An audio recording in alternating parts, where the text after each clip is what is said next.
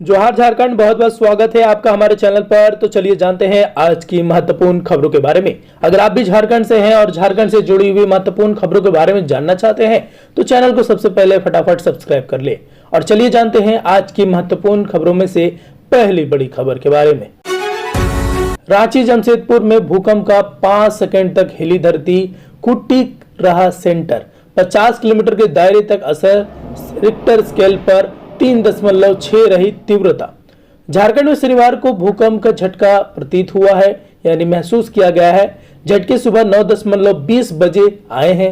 इस दौरान 5 सेकंड तक धरती हिली। रिक्टर स्केल पर इसकी तीव्रता 3.6 रही। भूकंप का केंद्र खुट्टी ही था। इसकी गहराई धरती से 5 किलोमीटर नीचे थी। हालांकि तीव्रता कम होने की वजह से किसी तरह के नुकसान की खबर अब तक नहीं आई है। मौसम वैज्ञानिक अभिषेक आनंद ने बताया कि भूकंप का असर केंद्र से 50 से 60 किलोमीटर के दायरे में देखने को मिला है, जिस वजह से कुट्टी के अलावा रांची, पूर्वी सिंहभूम, पश्चिमी सिंहभूम के इलाके में लोगों को भी इसका एहसास हुआ है। मौसम विभाग और स्थानीय जिला से मिली रिपोर्ट के मुताबिक चक्रधरपुर और जमशेदपुर में इसका असर दिखा। खरसावा में भी भूकंप की तीव्रता महसूस की गई है। इन जगहों के साथ साथ चाईबासा में भी भूकंप के झटके महसूस किए गए हैं। भूकंप जिस समय आया उस समय अधिकांश लोग अपने अपने काम में व्यस्त थे। जिन जगहों पर लोगों को झटके महसूस हुए वहां लोगों के घर से बाहर निकले। पीएम मोदी की रैली से पहले हेमंत सोरेन ने किया मांग लिया हाथ जोड़कर। चलिए जानते हैं आखिरकार पीएम मोदी की रैली से पहले हेमंत सोरेन ने किस तरह से हाथ जोड़कर क्या मांगा है। प्रधानमंत्री नरेंद्र मोदी और केंद्रीय गृह मंत्री अमित शाह के झारखंड के निर्धारित दौरे से पहले मुख्यमंत्री हेमंत सोरेन ने शनिवार को केंद्र से हाथ जोड़कर राज्य को 1.36 लाख करोड़ रुपए का कोयला बकाया चुकाने का अनुरोध किया है। मोदी 4 नवंबर को झारखंड में 2 रैलियों को संबोधित करेंगे, जबकि शाह 3 नवंबर को 3 सार्वजनिक बैठकों को संबोधित करेंगे। सोरेन ने एक्स पर पोस्ट किया, प्रधानमंत्री और गृह मंत्री झारखंड आ रहे हैं। मैं एक बार फिर उनसे हाथ जोड़कर अनुरोध करता हूं कि वो झारखंडियों को 1.36 लाख करोड़ रुपए का बकाया दे दे। यह राशि झारखंड के लिए महत्वपूर्ण है। सोरेन ने भाजपा सांसदों से भी बकाया रकम दिलाने में मदद की अपील की है। सोरेन ने प्रधानमंत्री को लिखे एक पत्र में की एक प्रति शेयर करते हुए पोस्ट किया है। मैं अपने भाजपा सहयोगियों, विशेषज्ञ सांसदों से भी अपील करूंगा कि वो झारखंडियों को हमारा बकाया दिलाने में मदद करें। सोरेन ने इस बात पर जोर दिया कि कोल इंडिया जैसे केंद्रीय सार्वजनिक उपक्रमों का बकाया राज्य का हक है। दावा किया गया है कि रकम नहीं मिलने से झारखंड के विकास को अपूरणीय क्षति हो रही है। सोरेन ने पीएम को कहा कि पत्र में मैं झारखंड का मुख्यमंत्री हेमंत सोरेन आपका ध्यान एक गंभीर मुद्दे की ओर आकर्षित कर रहा हूं, जो राज्य के विकास के रास्ते में बाधाएं पैदा कर रहे हैं। कोयला कंपनियों पर हमारा बकाया 1.36 लाख करोड़ रुपए है। कानून के प्रावधानों और न्यायिक घोषणाओं के बावजूद कोयला कंपनियां कोई भुगतान नहीं कर रही है। ये सवाल आपके कार्यालय, वित्त मंत्री और नीति आयोग सहित विभिन्न मंचों पर उठाए गए हैं, लेकिन अब तक 1.36 लाख करोड़ रुपए का भुगतान नहीं किया गया है। सोरेन ने बताया कि भुगतान नहीं के कारण झारखंड का विकास और आवश्यक सामाजिक आर्थिक परियोजनाओं बाधित हो रही है। झारखंड एक अविकसित राज्य है। यह बहुत सारी सामाजिक आर्थिक विकास परियोजनाओं है जो भुगतान न होने के कारण बाधित हो रही है। तो आपको क्या लगता है कि हेमंत सोरेन के द्वारा जो कदम उठाया गया है सही है या गलत है? कमेंट सेक्शन में कमेंट करें। राजनीतिक चुनाव बहुत ही बढ़ चुका है आगे, और यहाँ पर झारखंड विधानसभा चुनाव भाजपा कांग्रेस की प्रचार नीति पिछले चुनाव में हारी सीटों से शुरुआत की है। यहाँ पर आपको बता दें, प्रधानमंत्री नरेंद्र मोदी, केंद्रीय गृह मंत्री अमित शाह, रक्षा मंत्री राजनाथ सिंह की जनसभा पहले उन जगहों पर हो रही है जहां भाजपा पिछला चुनाव हारी थी। फोकस में कोल्हान है। ऐसा इसलिए कि 2019 के विधानसभा चुनाव में पार्टी यहां की 14 सीटों में एक भी जीत नहीं पाई थी। प्रधानमंत्री जी हां 4 को चाईबासा और गढ़वा आएंगे। गृह मंत्री अमित शाह 3 को ढालभूमगढ़ जाएंगे और घाटशिला में है। साथ 3 को सिमरिया और बटखट भी जाएंगे। राजनाथ सिंह का कार्यक्रम जमशेदपुर के लिए बन रहा है। जमशेदपुर पूर्वी और पश्चिमी सीट पर भाजपा के पास नहीं है। यहाँ पर बड़ी अपडेटों के साथ कांग्रेस और बीजेपी में यहाँ पर बहुत सारे देखने को मिल रहे हैं राजनीतिक यहाँ पर पेच। इसी के बीच कांग्रेस के राष्ट्रीय अध्यक्ष मल्लिकार्जुन करेंगे कि जनसभा उन जगहों पर हो रही है जहां इंडिया पिछला चुनाव हार चुका है। खड़गे 5 को कांके और मांडू विधानसभा में चुनावी सभाओं को संबोधित करेंगे। इसमें कांके विधानसभा क्षेत्र दक्षिणी छोटा नागपुर और मांडू विधानसभा उत्तरी छोटा नागपुर प्रमंडल में आता है। 2019 में कांके और मांडू भाजपा जीती थी। कांके पिछले चुनाव में कांग्रेस और मांडू झामुमो के खाते में की गई थी। इस बार दोनों सीटों पर कांग्रेस उम्मीदवार है, इसलिए खड़गे का इन दोनों क्षेत्रों में पहला दौरा हो रहा है। इस प्रकार से बीजेपी और कांग्रेस अपने अपने राजनीतिक करियर में इस तरह से दांवपेच खेल रहे हैं। जहां पर उन्होंने पिछली बार हार का सामना किया था, अब ठीक उसी में पहला अपना कदम रख रहे हैं। चलिए जानते हैं मौसम समाचार के बारे में। छठ पूजा के बाद झारखंड में बढ़ेगी ठंड, 10 डिग्री तक पहुंचेगा रात का तापमान। 3 से 6 नवंबर तक छाए रहेंगे बादल।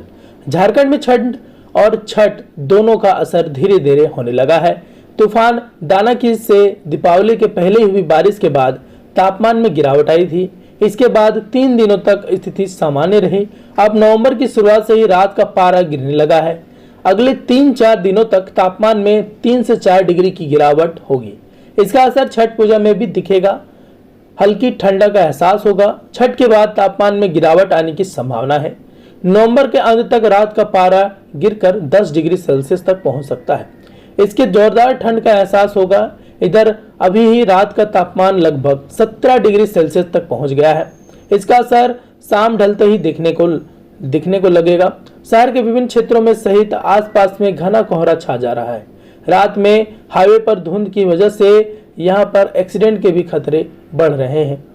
इससे वाहन सवारों को काफी परेशानियों का सामना करना पड़ रहा है। 7 दिनों तक सुबह और शाम में कोहरा छाया रहेगा।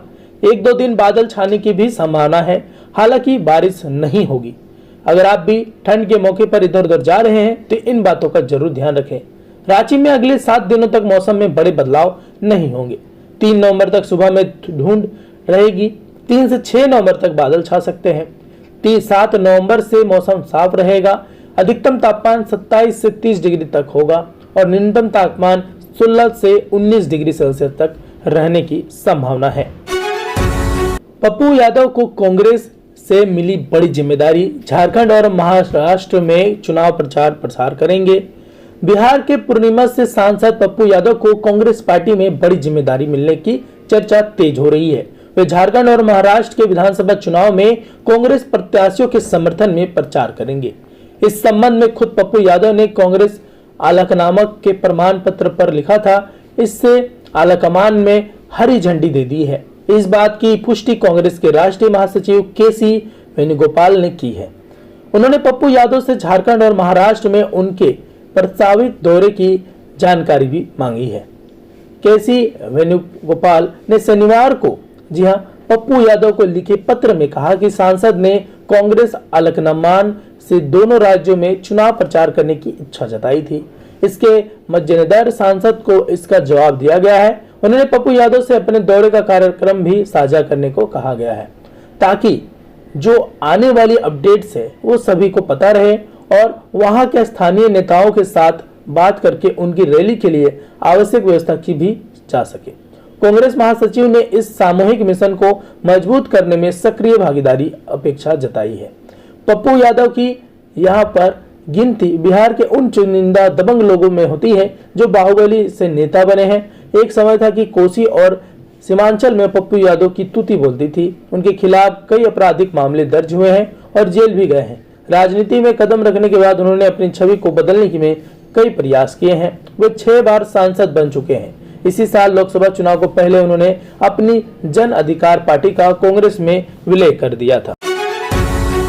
राजनीतिक में बहुत सारे उतार चढ़ाव देखने को मिल रहे हैं। यहाँ पर कई नेता अपने अपने कमेंट पास कर रहे हैं। इसी बीच गरीबों व महिलाओं की हितैषी हेमंत सरकार कल्पना सोरेन का एक बड़ा बयान सामने आया है और उन्होंने अपनी जनसभा में क्या कहा है, पूरी जानकारी बता देता हूँ। गांडेय विधानसभा क्षेत्र की विधायक सह झामुमो प्रत्याशी कल्पना मुर्मू सोरेन ने शनिवार की शाम को हरसिंगराय डी स्थित हर्ष उपवन में गांडेय विधानसभा क्षेत्र के झामुमो का प्रधान कार्यालय का उद्घाटन किया। श्रीमती सोरेन ने कहा कि हेमंत सरकार प्रदेश के गरीब व महिलाओं की सरकार है। उन्होंने मैया सम्मान योजना के साथ ही प्रदेश सरकार की कई योजनाओं का जिक्र करते हुए हेमंत सरकार की उपलब्धियों गिनाई है। इस मौके पर इंडिया गठबंधन के कई नेता व कार्यकर्ता मौजूद थे। चुनावी कार्यकर्ता का उद्घाटन करने के पश्चात उन्होंने पार्टी नेताओं के साथ बैठक की। इस दौरान चुनावी राजनीति पर चर्चा की गई, साथ ही साथ प्रचार प्रसार अभियान भी विचार विमर्श किया गया है। मौके पर राज्यसभा सदस्य डॉक्टर सरफराज अहमद, झामू जिलाध्यक्ष संजय सिंह, जिला सचिव महालाल सोरेन, कांग्रेस के कार्यकारी जिलाध्यक्ष सतीश केडिया, शाहनवाज अंसारी, हीरा लाल मुर्मू सहित कई कार्यकर्ता मौजूद थे। इस जानकारी के बाद काफी लोगों को बहुत ही ज्यादा बेनिफिट होगा और साथ ही साथ काफी लोगों में जागरूकता की लहर दौड़ेगी।